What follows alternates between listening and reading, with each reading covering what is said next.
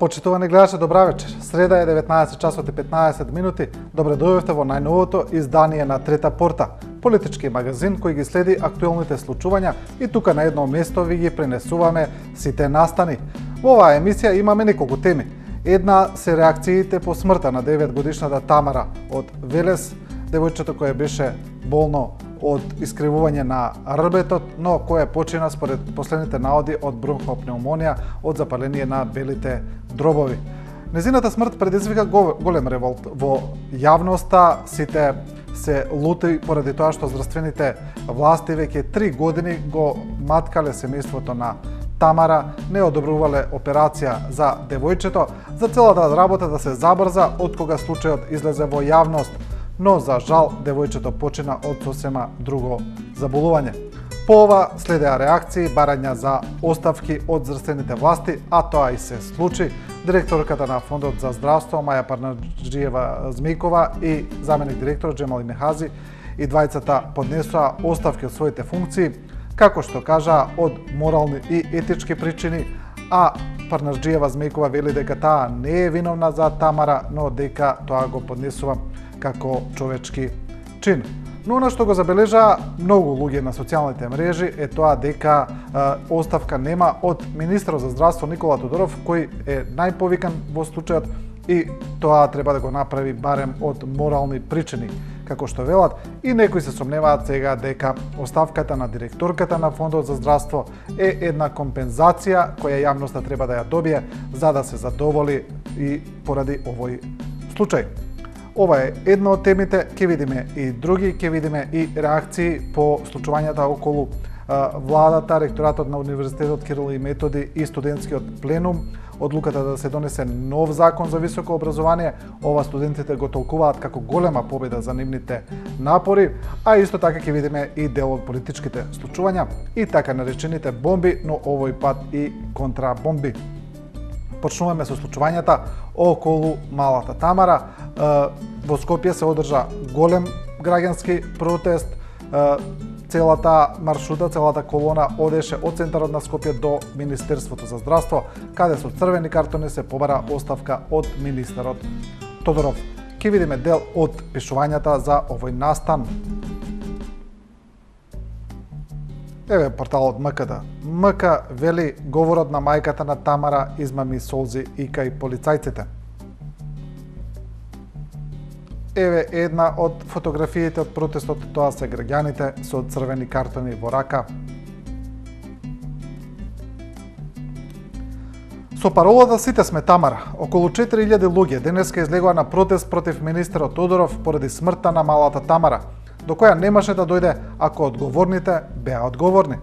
Атмосферата беше полна со гнев и револт, а граѓаните со насолзени очи високо ги креваат црвените картони, барајќи оставка од министерот и бараа оваа трагедија веќе да не се повтори.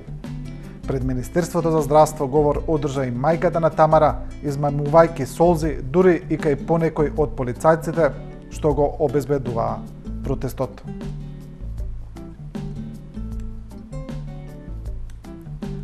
А новинарката Катерина Цаневска, сега портпарол во општината Центар, исто така се огласи по овој настан на својот Facebook профил, таа исто така тука стави и фотографии од самиот настан. Значи, еве ги, тоа се тие фотографии со црвени картони за министерот Тодоров, со пароли и пораки. А Цаневска вели: "И вие сте Тамара." Апелираа денеска граѓаните повикувајќи ги сите да се приклучат во осуда и барање одговорност од сите што ја убија Тамара. Солзи во очи на полицајците, но некои ова го сватија како шега или можно за селфи. Срамота и за оние кои не снимаат прозорците на Министерството за здравство.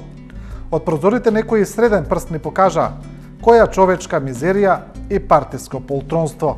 Црвен картон добија Тодоров, директорите Софијанова, човечката грижа и чувствителноста. Парнаџиева требала да ја почувствува пред една година и да даде согласност да се лекува. Тамара и нејзината и оставката на Мехази да не биде како многу пати понудена па не прифатена. Или како што кажаа денеска онаа претседателка на Сдруженијето на приватни лекари дека не ја прифаќа оставката на Парнарџиева затоа што добро си ја работела работата. Тоа е постот на Катерина Цаневска, а ќе видиме и некои од коментарите.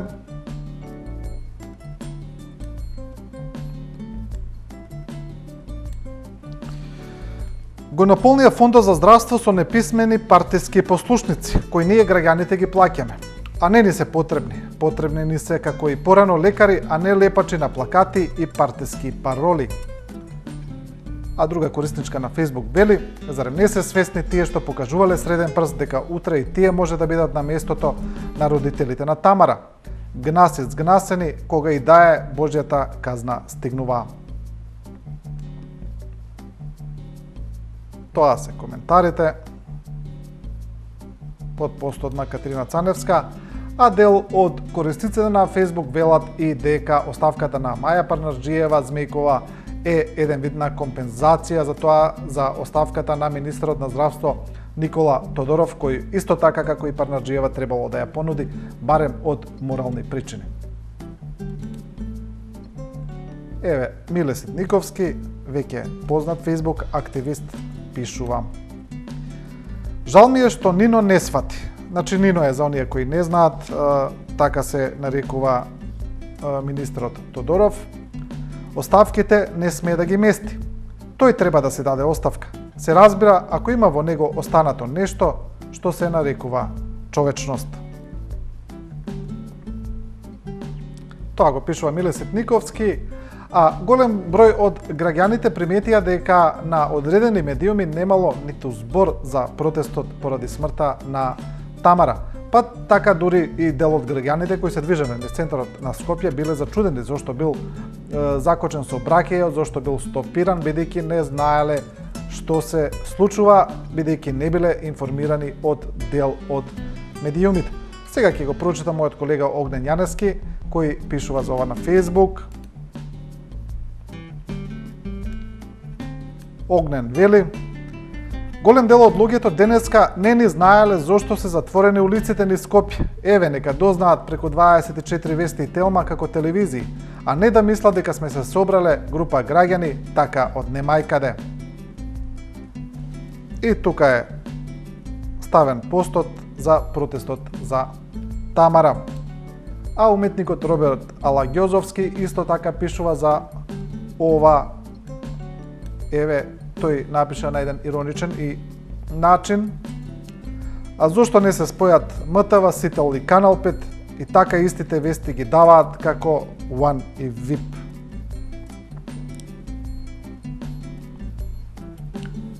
Тука го завршуваме блокот околу протестите за смртта на малата Тамара. Останува да се види дали оставките на Маја Парнарџиева Змејкова и Џемаил Мехази ќе бидат единствените во овој случај, дали министерот Тодоров ќе си остане на својот став дека тој направил се што може и како што кажа министерот дека да може да ја врати Тамара би ја менувал фотелјата за тоа.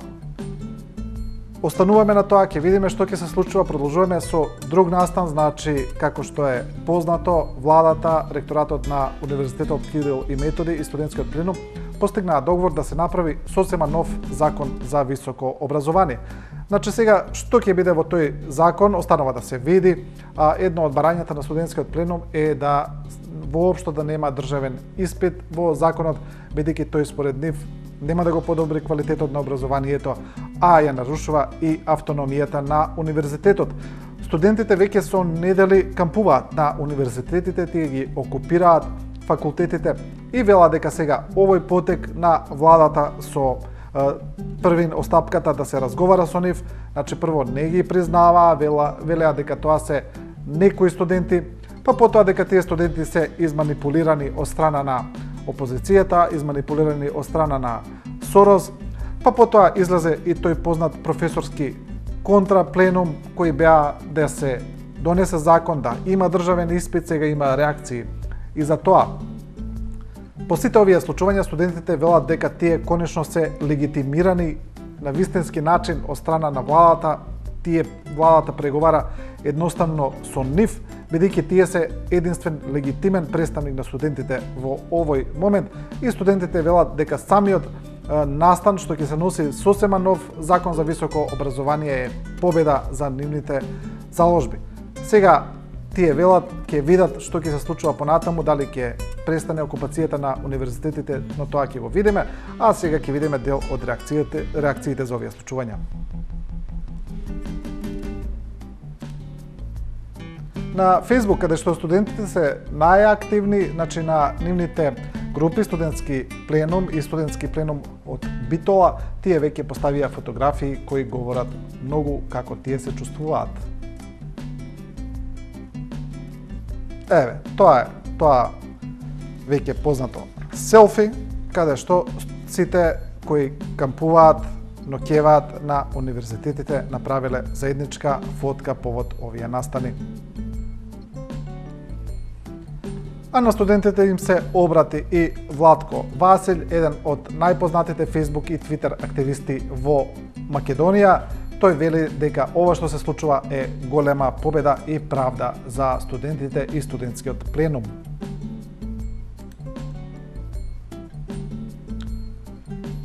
Браво бе луѓе што не се откажавте. Браво што бевте храбри и одговорни, што се разбудивте и што не молчевте. Браво за истрајноста, за битката и браво за победата. Горд сум на вас, на себе и на сите оние кои на свој начин ве поддржаа. Ова е победа за сите оние кои не веруваат дека нешто може да се смени, за оние кои тврдеа дека законот е добар, за оние кои знаеа дека не е добар, а молчеа, за оние кои ве етикетираа, за оние кои ве кружеа, за оние кои го поддржаа протестот, кои не го поддржаа протестот, а беа студенти. За оние кои го поддржаа не беа, ова е победа за сите ваши родители, за сите ваши другари. Ова е победа за сите нас, а најповеќе за вас и вашите колеги. Син ми со гордост о студентски пленум ќе учи, а лал нека ви е, автономијата е одбранета, поздрав пленумци. Тоа го пишува Владко Васил, а професорката Гордана Поп-Симонова, која се покажа како жесток поддржувач на студентите и студентскиот пленум, исто така активна и во професорскиот пленум, вели дека е горда што нејзиниот син цело време учествувал во овие настани. Професорката пишува: најубави ордени ги красат градите на моето рожбиче. И тука се ставени, значи, еве, има фотографија на која се ставени неколку надписи: студентски пленум, редари, културно-образовна зона и вака се пишува историјата.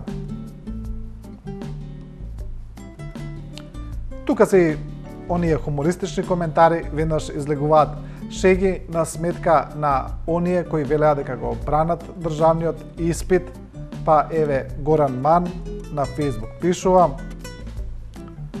ако сме фер, оние студенти што беа за државниот испит, сега треба да им се овозможи да го полагаат. Мислам, ако сме фер. И еве дел од коментарите. Неоти беа за државен испит, ама ај. Па Горан одговара: така кажаа на телевизија. И уште еден коментар. Истото ќе ги прашам колегите кои живи ги нема на тема давачки за хонорари. Само полека. Предлагам да се го испоштуваат она против кое не се борат. Така.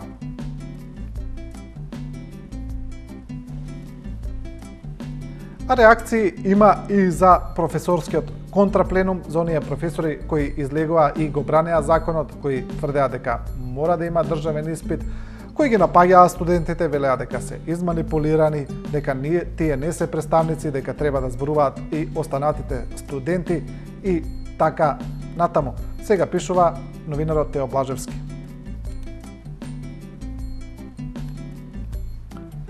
Пред некој ден пекав да добијам дополнително експертско мислење од господја Каракамишева или барем од експертот господин Даштевски, за да знам што да мислам, нели? Еве, вечерва ми се обратија. Прво Каракамишева се посипа со пепел, а потоа на јавниот сервис МТВ го слушнав и експертот на Даревелски, кој божем државата го бара со потерница, а тој неколку пати годишно се шетал по Куманово и Скопје слободно. Дами и господа, можеме да бидеме сигурни, Штом извршителите на Даревелски ја бранат Македонија, јас од вечерва спијам мирно, во прилог јавно достапни извори за господин Даштевски. Тоа го пишува Тео Блажевски, а професорката Каракамишева, една од најгласните оние кои најгласните поддржувачи на Законот за високо образование, најгласните поддржувачи на државниот испит, представник на професорскиот контрапленум, сега вели дека договорот меѓу владата и студентите бил добар. Еве, нова пишува за тоа, вели професорката Каракамишева како потписник на граѓанската иницијатива за поддршка на знаењето во високото образование. Беше една од представниците кои минатиот месец остварија средба со председателот Иванов непосредно пред да се усвојат измените во Законот за високо образование, со кој се предвидуваше државен испит. Професорката тогаш изјави дека државниот испит е добар механизам да се подобри квалитетот на високото образование. И сега Каракамишева вели го поздравувам воспоставениот диалог на власта и пленумците. Тука завршуваме со студентите и сите реакции околу тие случувања. Продолжуваме со она што ја окупира јавноста веќе со месеци, а интензивно веќе и со последните недели.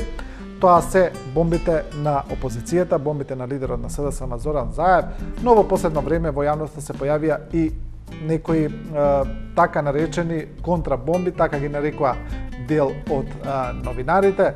Значи во јавноста се појавија снимки од судската постапка на судењето на Љубе Бошковски, лидерот на Достоинство за Македонија. Тие снимки се снимени во текот на следењето на господинот Бошковски и потоа се прикажувани на судењето, а сега се појавија во јавноста на каналот YouTube, кој ги објавува некој непознат.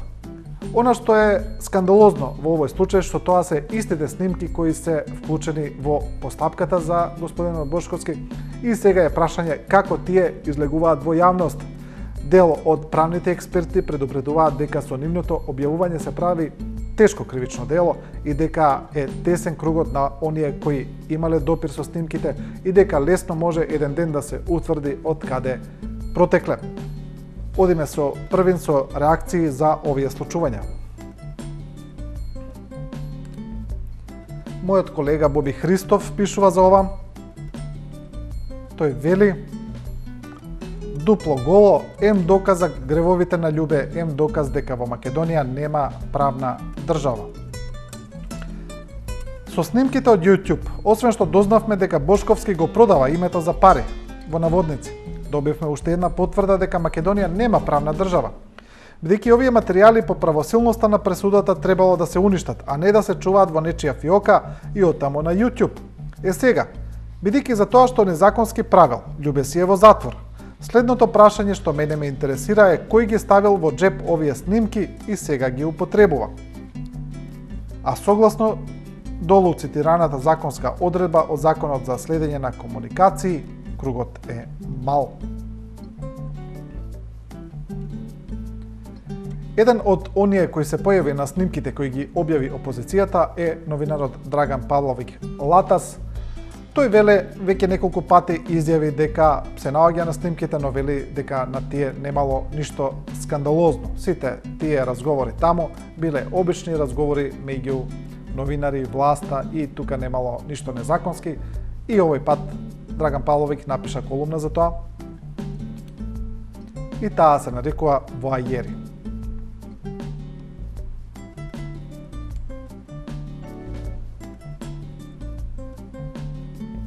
Во дел од колумната Павловик пишува: и овој пат, ниту една реченица од објавеното нема незаконски контекст, а камоли криминално дело. Само оговарања, забава за серџии, далеку побанална од јавните говори на Заев дека ќе јаде живи луѓе, ќе брка цела државна администрација дека ќе апси се, што го кажа јавно и пред сведоци, а не во сомнителни приватни разговори. Кога се нема факти, отпосле се создаваат впечатоци. Како Милчин кој вика дека му се дигал желудникот од слушнатото. Му останало само стекната мана од трагедиите со сектата Црна ружа и трауми од полицијата чиј кодош бил. Освен ако не е криминал, радоста што Љубе Бошковски е фатен откако по трет пат добива странски пари за избори и што конечно е уапсен со 100.000 евра примени од странци за да агитира промена на уставното име. Тоа го пишува Драган Павловиќ Латас. Сега токму за оваа колумна има неколку реакции и дел од оние кои ги следат работите, дел од познавачите, велат дека има многу спорни моменти во ова пишување. Па новинарот Петри Царачини се огласи на Facebook, каде вели: не началниче. Началниче значи е онака како што Драган Павловиќ Латас се ословува со директорот на управата за безбедност и контраразузнавање Сашо Мијалков на снимките за кои опозицијата вели дека се наоѓаат на снимките. Не началниче, настрана садизмот, не се работи само за сеир и ептен докторски речник во моабетот со другарти началник, што воопшто не го негираш. Се работи за крунски доказ дека вестите ти ги уредува тајната служба. А каменот ќе падне у началнички кенев, прска на сите страни. Тоа го пишува Царачини, а слична поента има и порталот Нова, кој оди со наслов: Латас ја потврди автентичноста на снимените разговори.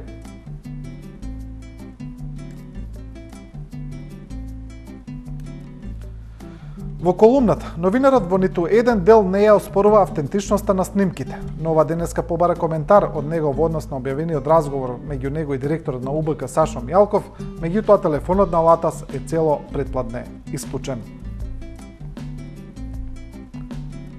А случувањата во Македонија, како добиваат се побурни моменти, предизвикуваат и поголеми реакции од меѓународната заедница. Како што е познато, во Македонија беше еврокомесарот за проширување Јоханес Хан, но и се откажа средба, веќе закажана средба, помеѓу премиерот Груевски и претседателот Жан-Клод Јункер, која требаше да се одржи во Брисел, како што соопштија од Европската Унија се работи за средба која е откажана поради актуелните случувања во Македонија.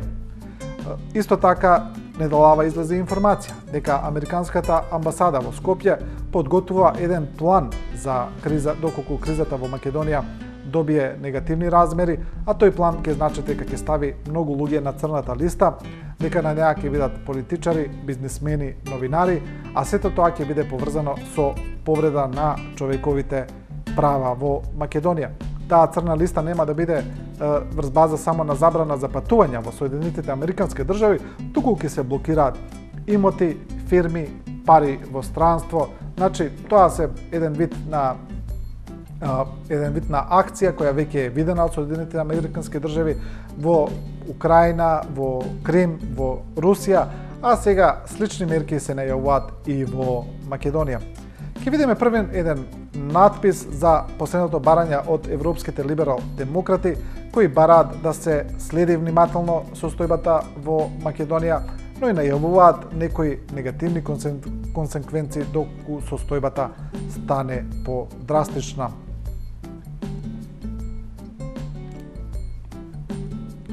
Значи се работи за европратеникот Ксукла, кој првин го осуди пуч, па се премисли, сега бара независна истрага и правда. Вака се пишуваат дел од порталите. Значи се работи за европратеник, кој првин во првите изјави по објавата на аферата Пуч од страна на премиерот Груевски упати јасна осуда за лидерот на опозицијата Зоран Заев, што според него сакал да предизвика пуч во Македонија. Но сега, во последната изјава, Ксукла ретерира од тој став и го вели следното. Со оглед на новите моменти кои излегува во изминатиот период, јас, како претседател на АЛДЕ, ќе го известам Комитетот за мониторинг за тежината на ситуацијата и ќе го охрабрам да преземе соодветни дејства. АЛДЕ цврсто верува во недвосмислената потреба од изнаоѓање на демократско решение за долготрајната криза во Македонија. Сето ова треба да биде изведено во согласност со принципите на владеењето на правото и човековите права. Принципи кои се особено цените од сите либерали. Сите сериозни обвинувања кои спливаа на површина мора да бидат истражени во целосна согласност со заложбите на кои Македонија е обврзана со самото пристапување во Советот на Европа. Независноста на правдата е врвен императив. Тоа сега го вели Ксукла. А продолжуваме со црната листа на Соединетите Американски држави. Еве, исто така дел од порталите прашуваат кој ќе се најде на новата црна листа на САД. Ако власта во Скопје продолжи да ја уништува демократијата, слободата на говорот и да не се бори со канцерогениот организиран криминал, официјален Вашингтон ќе ја објави третата поред црна листа за Македонија. Со таа одлука ќе им се поништат сите визи на македонски политичари, представници на судската власт, медиумски работници, бизнисмени и на други официјални лица за кои постојат сомневања за корупција, перење пари и за кршење на човековите права. И емисијата ќе ја завршиме со еден надпис кој е преведен во Македонија и пренесен од Берлинер Allgemeine Zeitung, значи еден од најпознатите германски весници, во кој се вели дека во Македонија се живее како во некоја диктатура. Ете, тоа е насловот, Берлинер Zeitung за Македонија, како во некоја диктатура.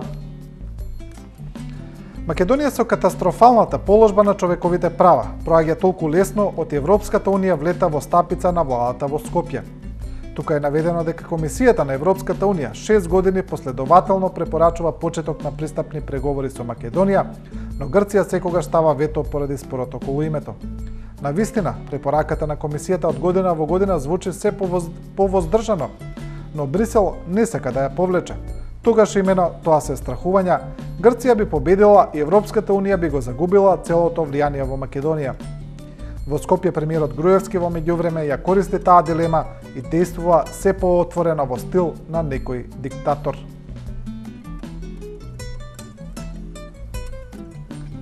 Тоа е надпис на германскиот вестник за Македонија и со тоа ја завршуваме оваа трета порта. Емисијата следете ја секоја среда во 19 часот и 15 минути.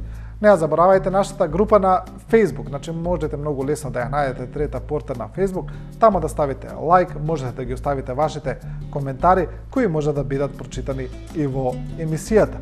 Мотото на трета порта е дека ние не ви кажуваме како да размислувате, туку ви ја прикажуваме големата слика. А до тогаш останете и со програмата на 24 вести.